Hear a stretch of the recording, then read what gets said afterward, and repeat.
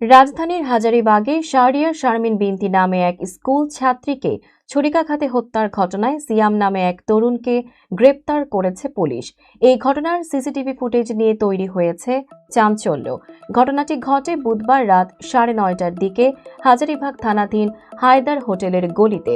CCTV ফুটেজে দেখা যায় রাত 9:15টার দিকে এক তরুণের সঙ্গে গলি দিয়ে হাঁটছিল বিনতি। কিছুক্ষণ পর পাশের অন্ধকার গলি থেকে রক্তাক্ত অবস্থায় তার চিৎকার শুনে প্রতিবেশীরা ছুটে আসেন। গুরুতর আহত অবস্থায় প্রথমে স্থানীয় হাসপাতালে এবং পরে ঢাকা মেডিকেল কলেজ হাসপাতালে নেওয়া হলে চিকিৎসকরা তাকে মৃত ঘোষণা করেন। বিনতির মা বাবার অভিযোগ, সিয়াম দীর্ঘদিন ধরেই মোবাইলে বিনতিকে বিরক্ত করত। 3-4 বছর আগে এ নিয়ে তাকে বকাবকিও করা হয়।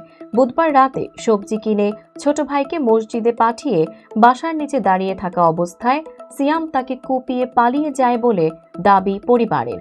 ঢামেক পুলিশ ক্যাম্পের পরিদর্শক মোহাম্মদ ফারুক জানান, নিহতের কাঁধ ও পিঠে একাধিক জখম রয়েছে। ময়নাতদন্তের জন্য মরদেহ মর্গে রাখা হয়েছে। হাজারীবাগ থানার ওসি হাফিজুর রহমান বলেন, প্রাথমিকভাবে প্রেম ঘটিত বিষয়কে কেন্দ্র করে এই হত্যাকাণ্ড ঘটেছে বলে ধারণা করা হচ্ছে। তদন্ত চলছে।